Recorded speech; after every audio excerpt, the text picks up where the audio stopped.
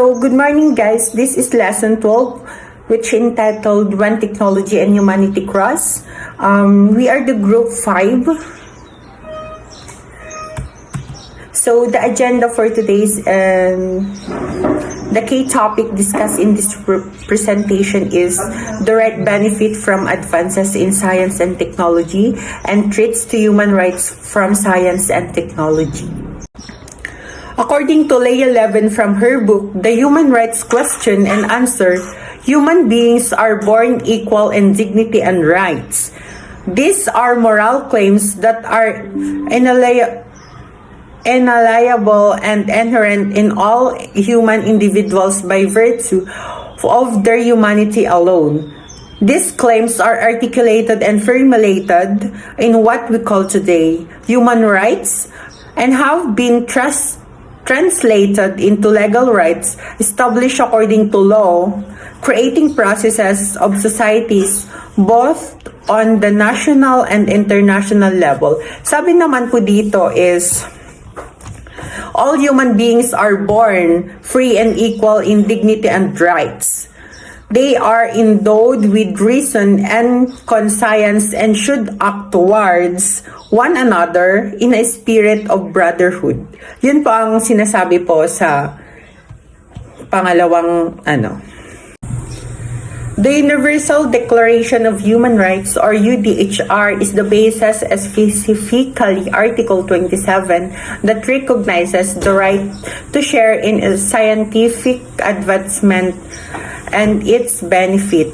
Sabi po dito is, everyone is entitled to all the rights and freedoms set forth in this declaration without distinction of any kind, such as race, color, sex, language, religion, political, or other opinion, national or social origin, property, birth, or other status. Furthermore, no distinction shall be made on the basis of the political, jurisdictional, or international status of the country or territory to which a person belongs, whether it be independent, trust, non-self-governing, or under any other limitation of sovereignty. Yun po yung nakapaloob sa human rights. Human rights are rights inherent to all human beings, regardless of race, sex, nationality, ethnicity, language, religion, or any other status. Human rights include the right to life and liberty, freedom from slavery and torture, freedom from opinion and expression, the right to work and education, and many more. Sabi po dito is, everyone has the right to life, liberty, and security of person. No one shall be held in slavery or servitude. Slavery and the slave trade shall be prohibited in all their forms. No one shall be subjected to torture or to cruel, inhuman, or degrading treatment or punishment. Yun pa ang sinasabi dito. Kailangan po, may right po tayong lahat sa ating buhay. Everyone has the right to recognition everywhere as a person before the law. All are equal before the law and are entitled without any discrimination to equal protection of the law. All are entitled to equal protection against any discrimination, violation of the declaration, and against any incitement to such discrimination. Everyone has the right to an effective remedy by the competent national tribunals for acts violating the fundamental right granted him by the Constitution or by law. No one shall be subjected to arbitrary arrest, detention, or exile. Yun pa ang sinasabi doon. Hello everyone, I'm Hariel Villasista. Today I'm discussing the right to benefit from advance in science and technology. So In 1947, UNESCO's Committee on the Theoretical Basis of Human Rights highlighted to the right to share in progress, affirming every individual's entitlement to access the benefits of scientific and cultural achievements.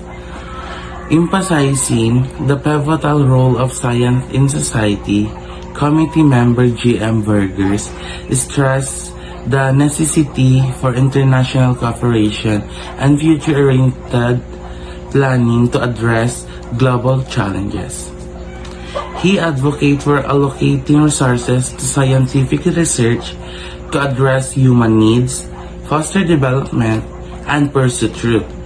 So, the statement of emphasize the people have a basis right to reap the rewards of scientific and technology progress.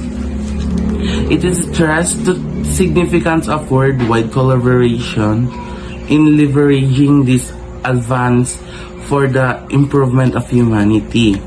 Moreover, it underscores that the duty of scientists to invest the scientific research to meet human needs, promote growth, and seek truth. In essence, it calls for fair access to progress and underscores that collective obligation to utilize scientific progress for the benefits of all future generations. These principles echoed in Article 27 of the Universal Declaration of Human Rights, which affirms everyone's right to benefit from scientific progress and its applications, as well as to receive protection for moral and material interests stemming from scientific, literary, or artistic creations. The 2005 Universal Declaration on Bioethics and Human Rights further underscores the significance of scientific research freedom and promotes fair access to medical, scientific, and technological advancement. It emphasizes the need to share the benefits of scientific research and its application with society at large and within the international community, particularly with developing nations.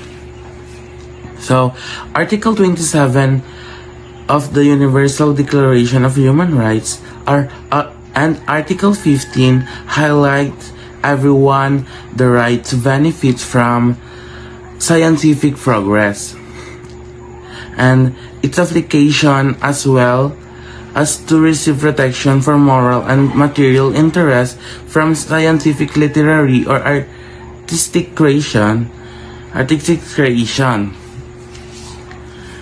So the 2005 Universal Declaration on Bioethics and Human Rights stressed the importance of scientific research freedom and advocates for fair access to medical, scientific, and technological advancement.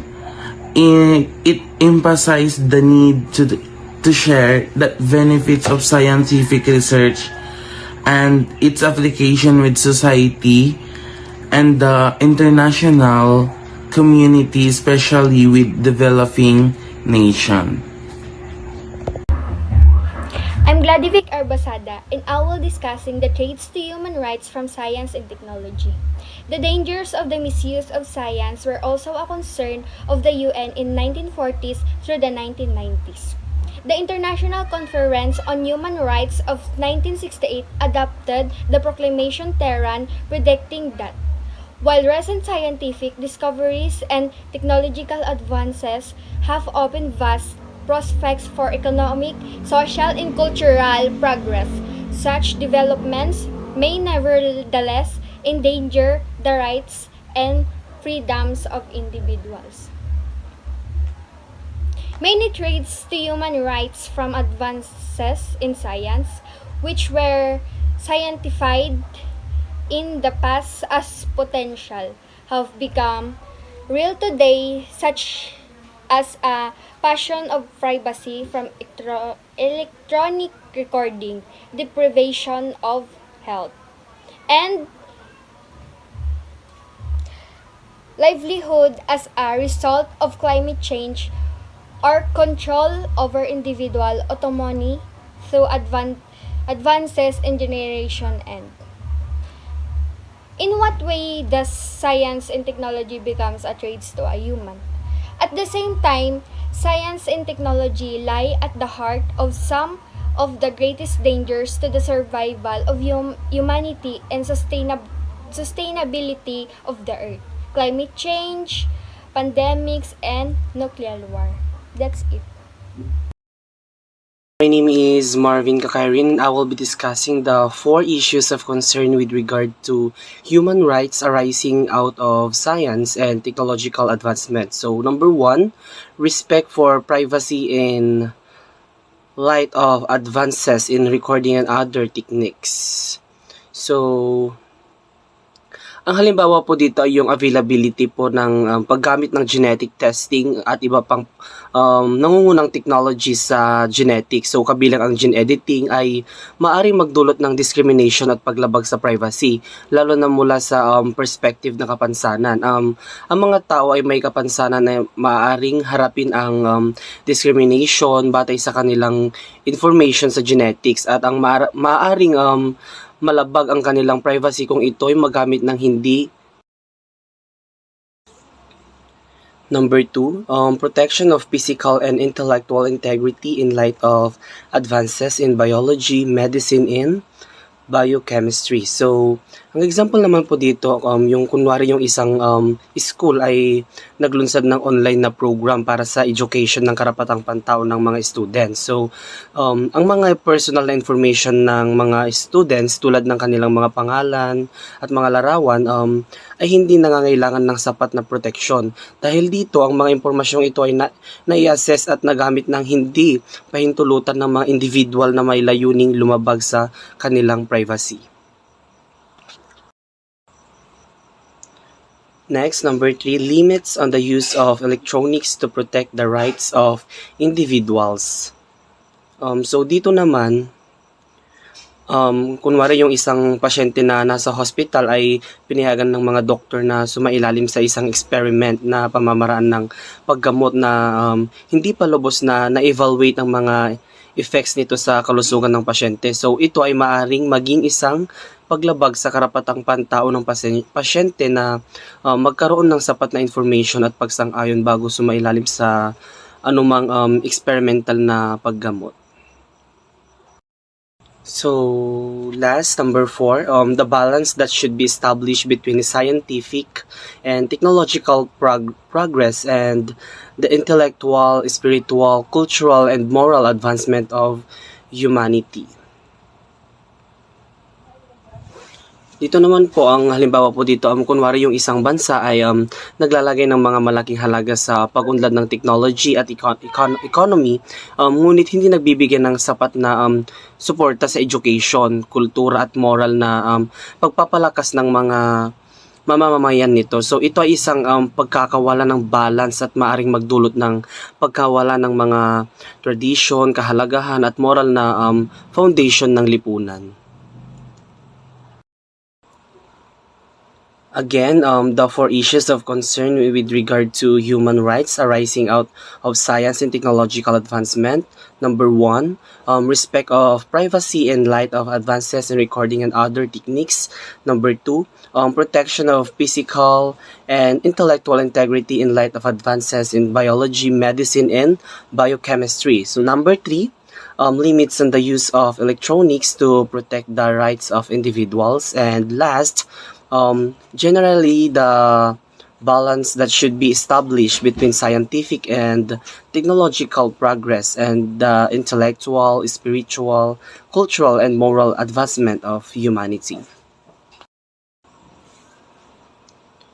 Human rights principles can guide efforts to ensure that everyone benefits from scientific advances. So, how do they intersect with science, policy, and practice, and what stands in the way of a right-based approach to S&T for development? Once human rights in the face of scientific and technological advancement are critical factors in the journey towards eudaimonia or the good life, exercise of the right to accept and reject, minimize or maximize. So, evaluate and decide on the scope and function of science and technology. The protection of the well-being and the upholding of dignity of the human person must be at core of the continued progress and development. Such is the focus of human rights-based approach to science and technology and development. So,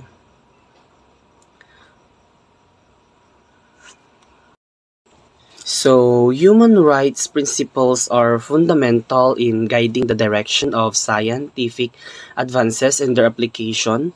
They ensure that scientific advances are used for the benefit of all and not just a select few.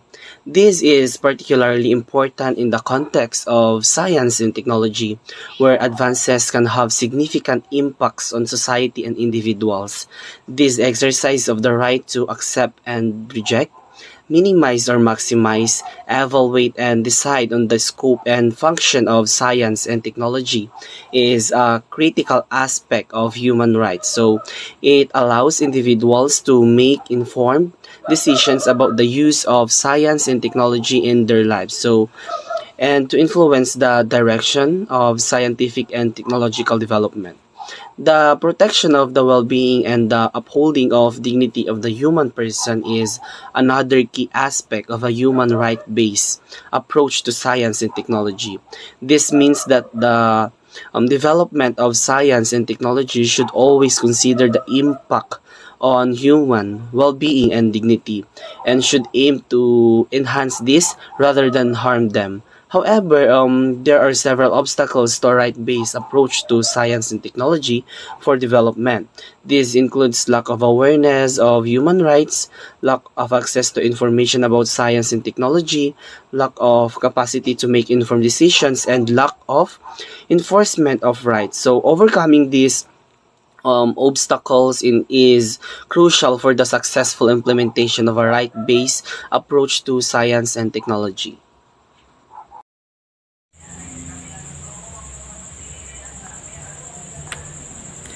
According to S. Ram Mukherjee, PhD, in Sociology and History of Religion, University of Chicago, he outlines human rights-based approaches to science, technology, and development, and what he means for policy and practice. Please study the statement of S. Ram Mukherjee below. A human rights-based approach to science, technology, and development seeks to place a concern for human rights at the heart of the international community engages with urgent global challenges. It entered the UN's lexicon in 1997 with Kofi Annan's call for human rights to be integrated in the UN's mandate, management, and methodologies for development and international cooperation. A human rights-based approach to science, technology, and development. It's about making sure that human rights are a key consideration when the world is dealing with big challenges. It means when we create a policies or use technology to solve problems, we should always think about how it affects people's rights. For example, if a new technology is being developed to improve farming, a human rights-based approach would ensure that technology is accessible and beneficial to all farmers, not just those who can afford it. It would consider right of all individuals involved, including small farmers and ensure that they are not left behind in the process. In the UN Development Program, characterize this approach as one that lead to better and more sustainable outcomes by analyzing and addressing the inequalities, discriminatory practices, and unjust power relations which are often at the heart of development problems. It puts the international human rights entitlement and claim of the people, the right holders, and the corresponding the obligation of the state. The duty be barriers in the center of the national development debate, and it clarifies the purpose of capacity development. A human rights-based approach to science, technology, and development focuses on achieving better and more sustainable outcomes by addressing inequalities, discrimination, and unjust power dynamics that often hinder development. This approach to place the right and entitlement of individuals, as known as right holders, and the responsibilities of government and institution, known as duty barriers, at the core of national development discussion. It also emphasized the importance of building capacity of individuals and communities to promote the human rights and sustainable development. For example, let's say a country is working on development project to improve access to education. A human rights-based approach would ensure that all children, regardless of their backgrounds or social status, have equal opportunities to receive quality education. It would address any discriminatory practices that prevent certain groups from accessing education and work towards creating an exclusive and equitable education system. This approach would also involve empowering communities to actively participate in decision-making process related to education policies and practices, ensuring that their rights and needs are respected and considered. By S. Rom Mukherjee, and added that the approach requires scientists to go beyond knowing how their works relates to human rights and demand that they strive to secure affirm human rights through the knowledge they produce.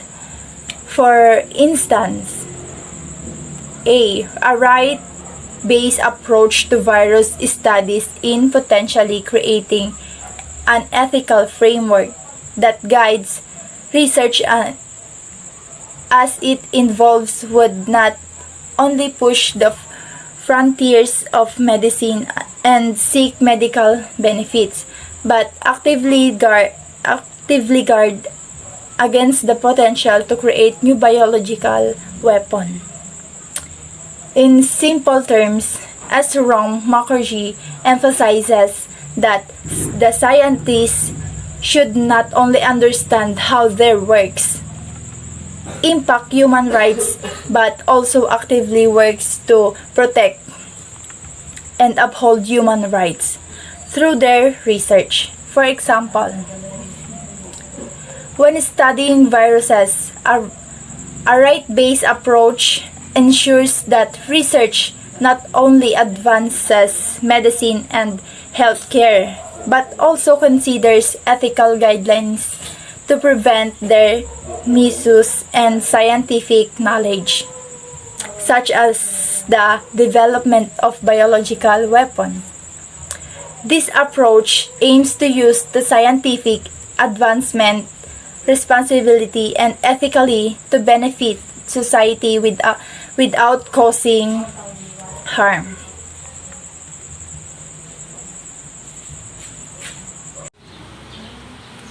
Ang mga rekomendasyon ng UNESCO ukol sa katayuan ng siyentipiko ay mga panakula na naglalayong palakasin at protektahan ang kalayaan ng siyentipiko sa pagpili ng kanilang pananaliksik at sa pagpapalaganap ng kanilang mga natuklasan. Layunin nito na tiyakin ang kalayaan, katiyakan at integridad ng siyentipikong proseso at ng mga siyentipikong mismo. Ang Declaration on the USA of Scientific Knowledge ay isang dokumento na naglalayong magbigay ng gabay sa wastong paggamit ng kalayaan sa siyensya para sa kapakanan ng mga tao at kalikasan. Layunin nito na ipaalam sa publiko ang responsibilidad ng mga siyentipiko at mga organisasyon na gumagamit ng kanilang kaalaman sa paraang makakabuti sa lipunan at sa kalikasan.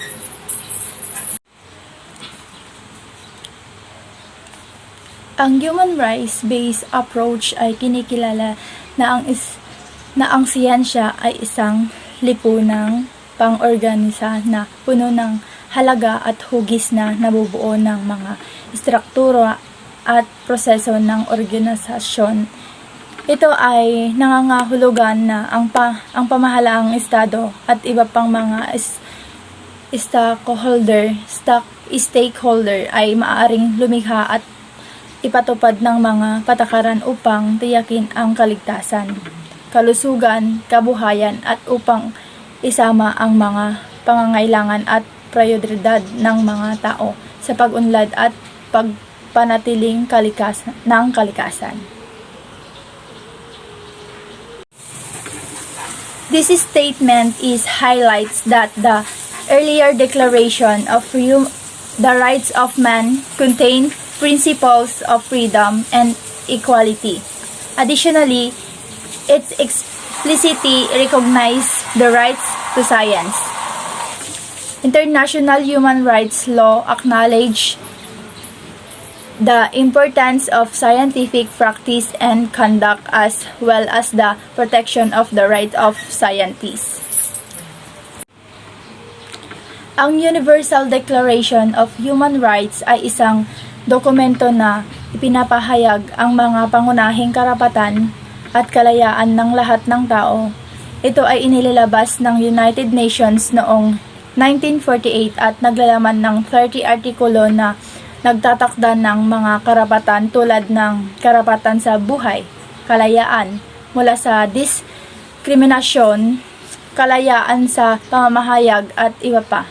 Ito ay tinuturing na batayan ng moralidad at legalidad sa buong mundo. This includes rights such as access to information, freedom of movement, freedom of expression, association, education, work, and notably health.